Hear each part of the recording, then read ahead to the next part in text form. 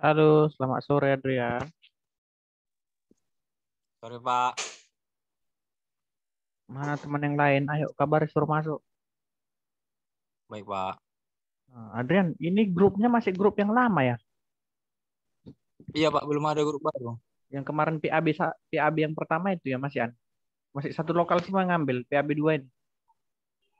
Iya Pak, sama juga. Oh, biar Bapak kirim, Bapak tahu.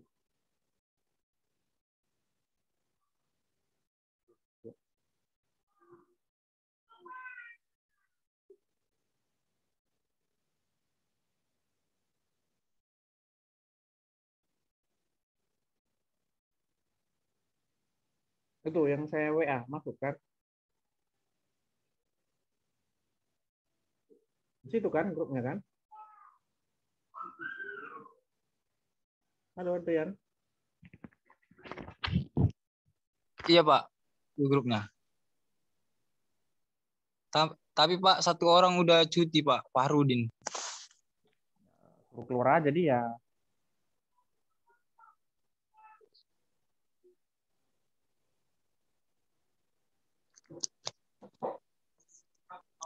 Yang aktif biasanya tinggal Ricky sama Putri Pak.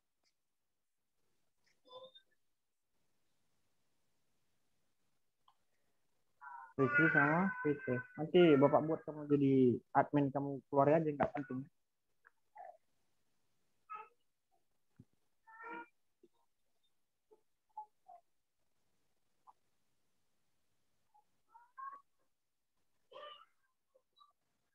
Kamu Adrian. Kan kamu admin di situ Bapak buat kan? Iya, keluarin aja yang enggak. Di sini Bapak lihat Mega, Juwita, Adrian, Dear, Farudin, Putri, Ricky, siapa nih? Charlotte Tip.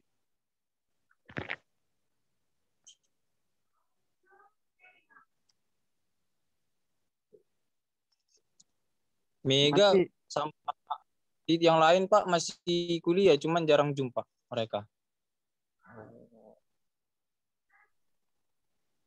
di chatting aja. Kalau nggak mau belajar biar dikeluarkan dari grup ya. Jadi tujuannya ngapain lah? Kalau cuman cari uang aja, bagus ya udah bayarkan untuk tembak ijazah aja. Cari sana kampus yang bisa nembak-nembak ijazah. Ya kan, Adrian? Iya Pak. Padahal kalau tamat di interview kamu bisanya apa?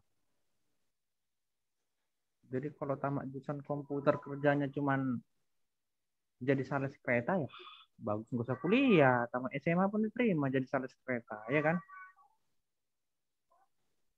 Iya Pak. Itu ya. Halo Putri.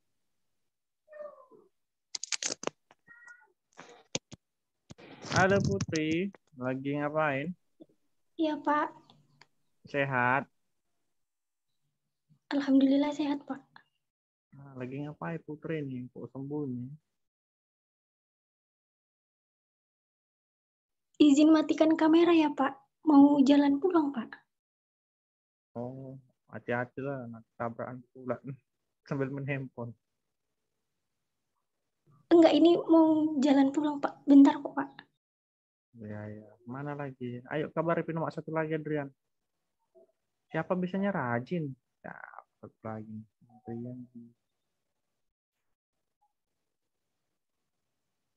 Juwita Ricky Pak. atau Dia. Der? Juwita atau Der? Putri.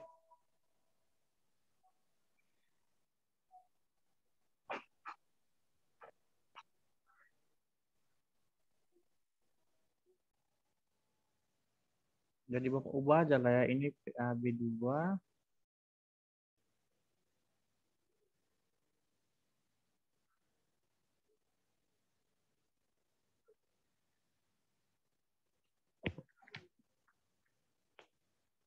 Kamis 17.30. Jadi Adrian nggak kerja. Nggak kuliah sambil kerja. Kerja Pak. Di mana Adrian kerjanya? bukan kerja apa gitu Pak, kerja jaga toko. Oh, bagus lah. Yang penting pengalaman mental aja. Jadi nanti waktu cari kerja, oke, ijazah sarjana, mentalnya udah ada.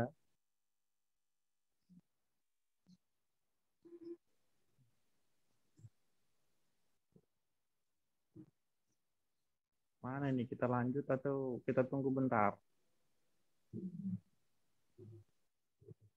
Tunggu bentar aja Pak, Ricky Habibie biasanya rajin. Iya, makanya biasanya 4 orang yang selalu yang masuk.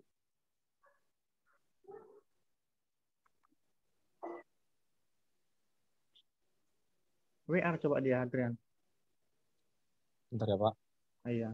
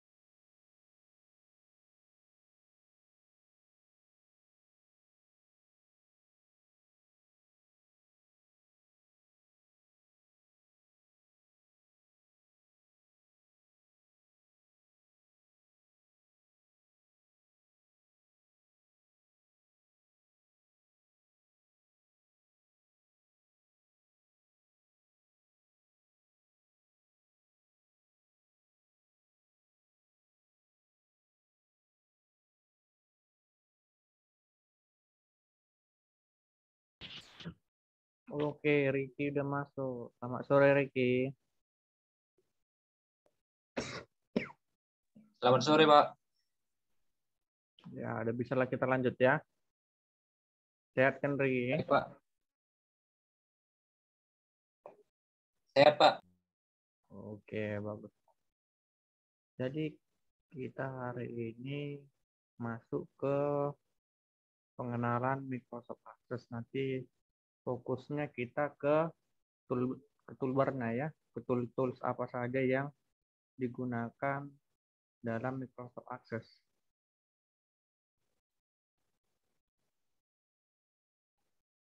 Mungkin kalian waktu sekolah yang dikenal hanya Microsoft Excel, Microsoft Word, ya kan, Microsoft PowerPoint.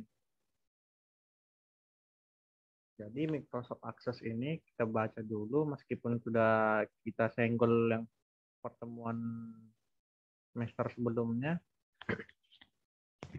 Jadi Microsoft Access atau Microsoft Office Access adalah sebuah program aplikasi basis data komputer relasional yang ditunjukkan untuk kalangan rumahan, kemudian perusahaan kecil hingga perusahaan menengah. Jadi aplikasi ini merupakan anggota dari beberapa aplikasi Microsoft.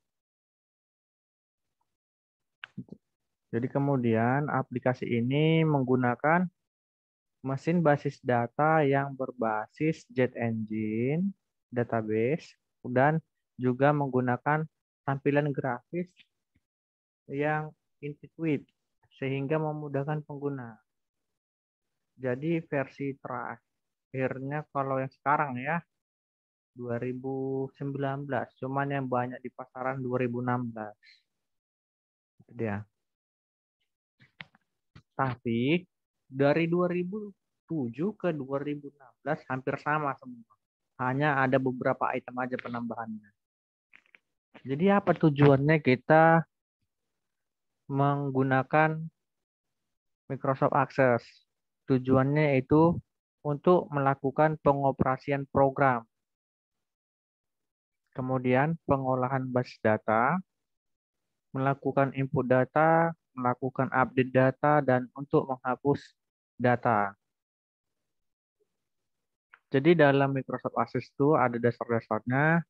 Kita lihat di sini banyak kemudahan yang akan diperoleh jika bekerja dengan Microsoft Access. Di antaranya dapat melakukan proses penyortiran, pengaturan data, kemudian pembuatan label data, serta laporan pembuatan data kegiatan sehari-hari. Misalnya untuk menampung daftar pelanggan, pendataan data karyawan, dan lain sebagainya. Jadi ini dia,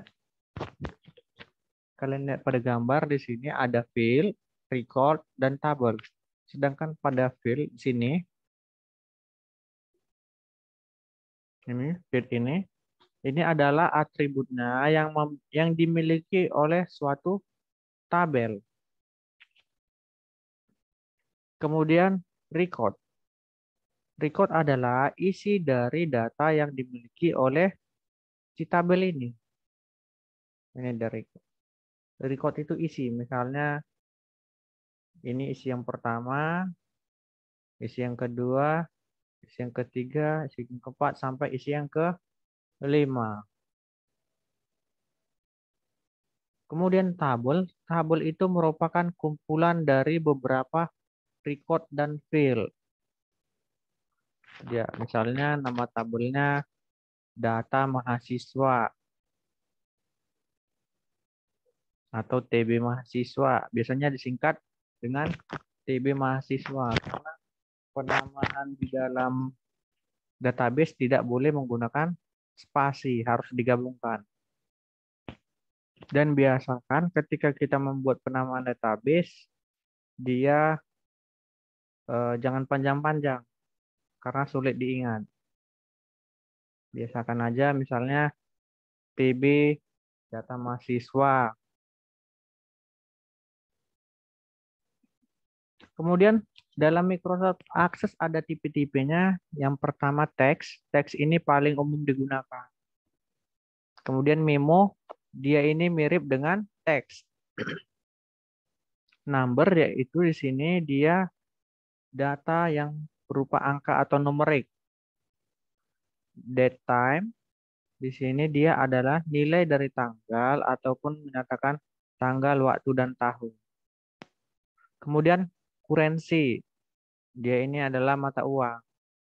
Selanjutnya ada auto number. Di sini dia angka urut dan angka acak. Kemudian yes no, di sini dia untuk menampung dua jawaban pasti.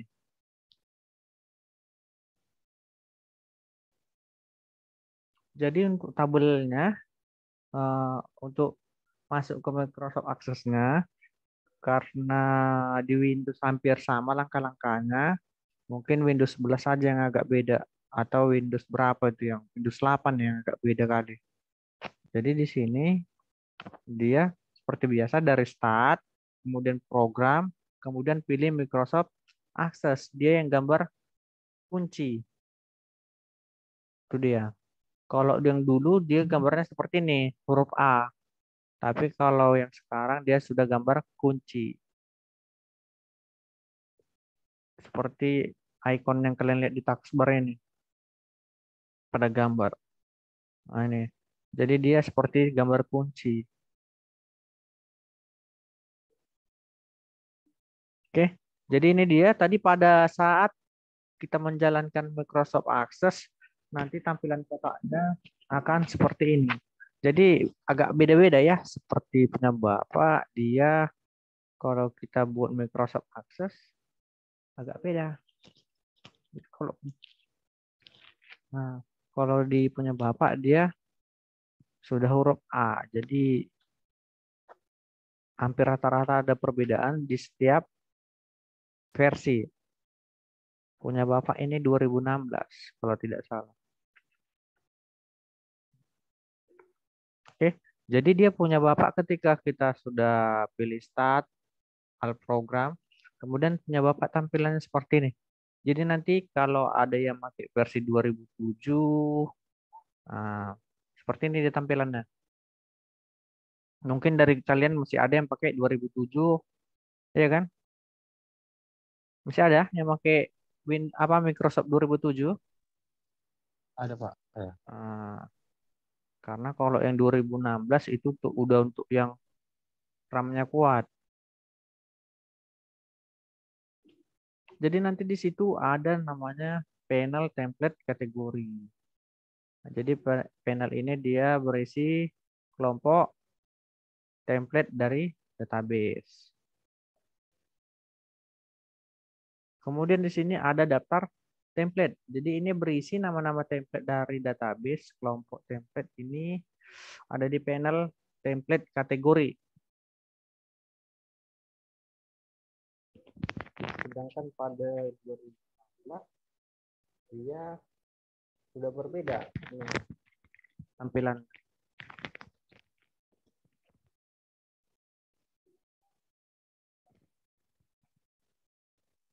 Kalau di 2016 kalian lihat ini dia blank database-nya di sini ya kan.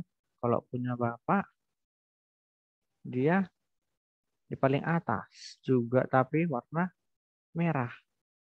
Mana ya? Ada dia. Nah, ini dia. Warna putih ini, blank database. Dia sudah seperti ini kalau punya Bapak, pakai 2016.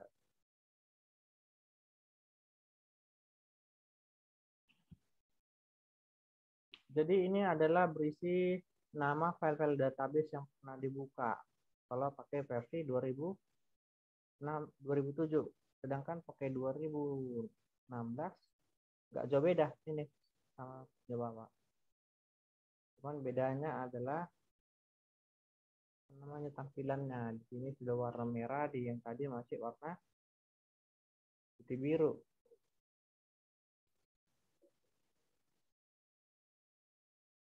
Oke, kemudian masuk ke langkah-langkah untuk membuat database. Saya kira ini juga pernah Bapak ajarkan, ya kan?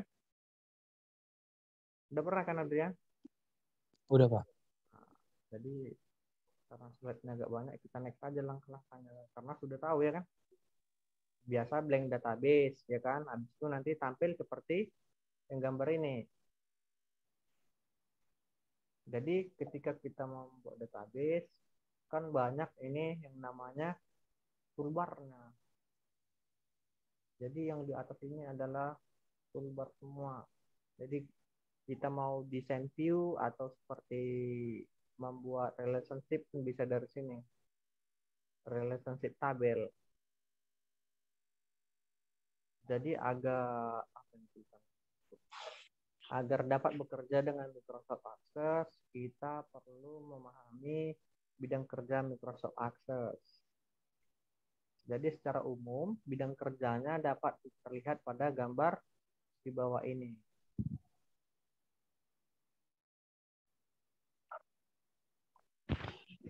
Kemudian nanti ada yang namanya Office button. Jadi tombol Office button berada di pojok kiri atas. Jika Anda klik tombol ini, maka akan tampil sederetan menu-menu seperti gambar ini. Ya, pasti. Jadi misalnya seperti Bapak, ya. Misalnya Bapak buka database yang lama. Nah, jadi dia ada perbedaannya kan. Kalau yang tadi menunya di atas ini. Ini udah tidak ada lagi. Jadi tiap versinya itu ada bedanya. Kalau yang versi 2007 ini dia. Ini tombol menu nanti new, open, save as gitu. Dia tersembunyi.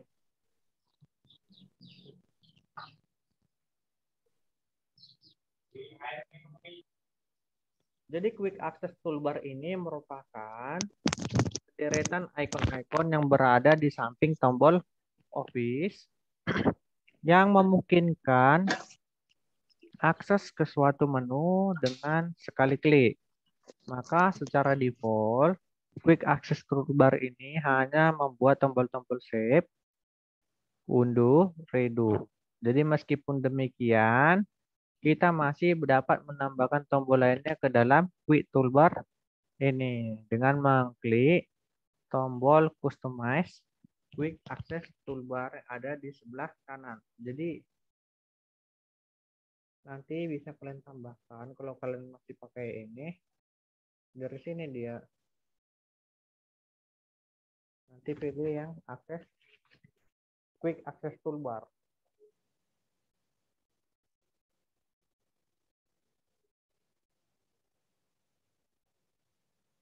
Kemudian di situ ada juga ketika kita membuat database baru, nanti ada namanya title bar.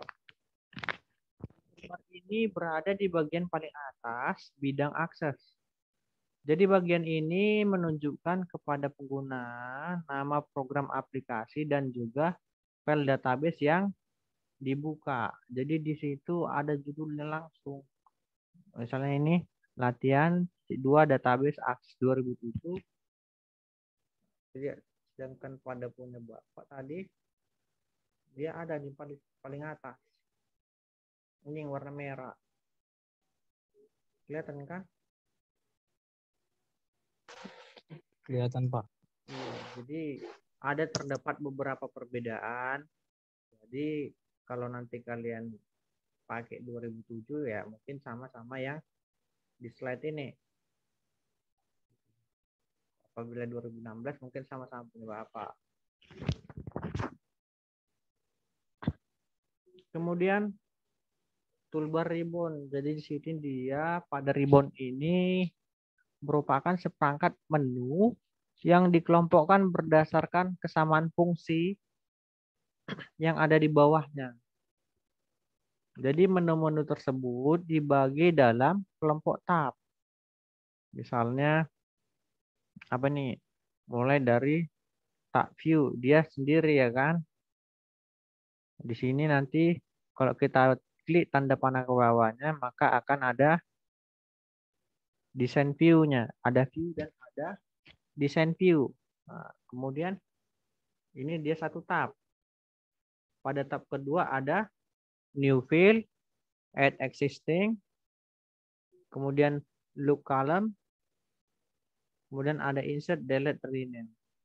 Itu pada tab yang kedua.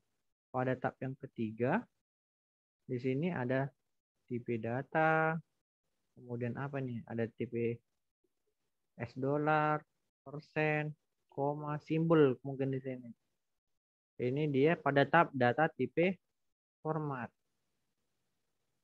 Selanjutnya pada tab relationship dan object dependency.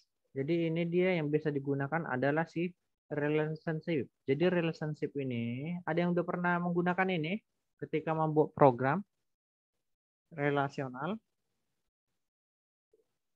Jadi dia menghubungkan dari setiap tabelnya yang mempunyai kesamaan primary. Misalnya primary-nya berdasarkan NIM, nomor induk mahasiswa.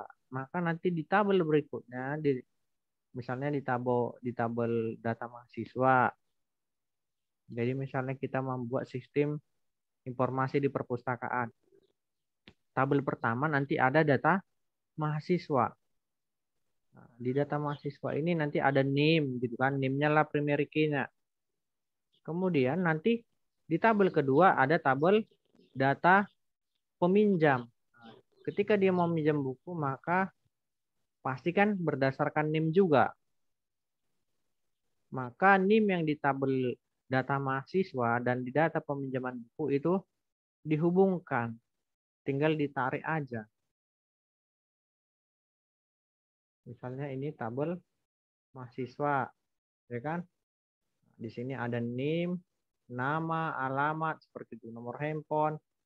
Jadi ini tabel pinjaman misalnya, pinjaman buku. Jadi di sini ada NIM, nama buku, nama pengarang, tahun penerbit, seperti itu. Jadi yang dihubungkan relasinya itu adalah NIM. Belum pernah buat program yang saling berhubungan kan? Relasinya. Belum Ini pernah kita buat ini, Pak. ya belum. Mungkin nanti kalau ada waktunya, kalau enggak kalian coba sendiri. Jadi itulah fungsi si relation ini. Banyak. Kalau kalian mau belajar sendiri pun banyak di YouTube awalnya. Coba-coba lah dari PBNet itu, karena kalian nanti bisa buat skripsi, entah sistem informasi ke atau SPK ke atau apalah.